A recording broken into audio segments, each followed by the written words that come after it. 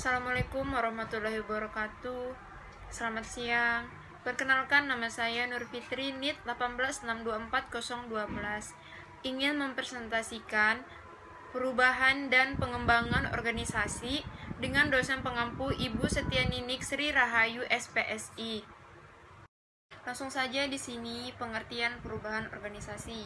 Perubahan organisasi adalah usaha yang direncanakan oleh manajemen untuk menghasilkan prestasi keseluruhan individu, kelompok, dan organisasi dengan mengubah struktur, perilaku, dan proses. Jika perubahan itu diterapkan secara benar, maka individu, kelompok tentunya bergerak menuju prestasi yang lebih efektif dari sebelumnya. Perubahan organisasi dimaksudkan untuk menciptakan sistem organisasi yang mampu tetap bertahan dan berkembang, baik secara internal maupun secara eksternal. Perubahan organisasi sangat terkait dengan kondisi lingkungan, internal dan eksternal organisasi. Perubahan yang terjadi di dalam organisasi internal dapat dicontohkan seperti perubahan struktur organisasi, pergantian pemimpin, peningkatan kualitas dan kualitas pekerjaan.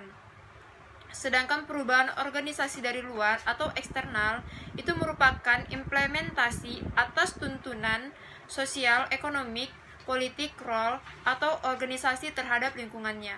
Dan di sini ada jenis-jenis perubahan. A. Perubahan tidak terencana. Perubahan bersifat spontan tanpa ada arahan dari agen perubahan.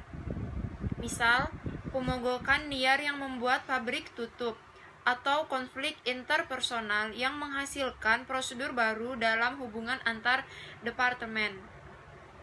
B. Perubahan terencana. Perubahan dihasilkan oleh usaha-usaha yang dilakukan oleh agen perubahan. Perubahan ini merupakan respon dari adanya perbedaan antara apa yang diharapkan dan kondisi aktual, performance atau gap. Kemudian di sini ada strategi perubahan organisasi. Dari hasil identifikasi Chin and Ben mengungkapkan bahwa ada 3 tipe jenis strategi perubahan organisasi yang efektif, yaitu pertama, empirical rational strategi. Strategi di mana pengurus organisasi mendapatkan informasi yang cukup tentang individu, kelompok, dan masyarakat anggota organisasi yang dihubunginya sehingga suatu perubahan yang proporsional dapat dilakukan secara rasional. Yang kedua, normatif reduktif strategi. Strategi ini mengandung bahwa perubahan yang terjadi mengubah norma dasar mereka. Perubahan dipengaruhi melalui metode interferensi untuk mengubah kebiasaan-kebiasaan, nilai-nilai, dan sikap atau perilaku para individu dan masyarakat. Yang ketiga, the power coercive strategi. Strategi ini memutuskan perhatian pada kemampuan individu atau kelompok untuk dipengaruhi. Strategi ini memungkinkan juga melakukan kombinasi dengan menggunakan strategi empirical rasional dan strategi normatif reduktif secara bergantian. Kemudian di sini ada pengembangan organisasi.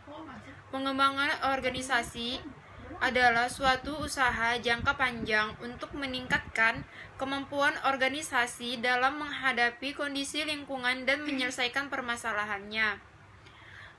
Organisasi development atau OD berfokus pada pencapaian tujuan yang lebih baik maupun proses goals berfokus pada peningkatan cara orang-orang bekerja sama untuk mencapai tujuan.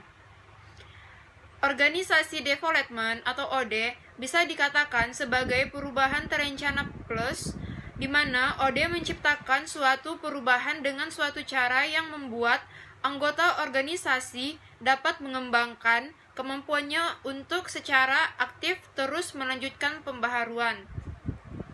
Sukses atau gagalnya organisasi development pada umumnya ditentukan kekuatan dari action rest atau proses sistematik untuk mengumpulkan data, menggunakan data untuk merencanakan aksi, mengevaluasi hasilnya.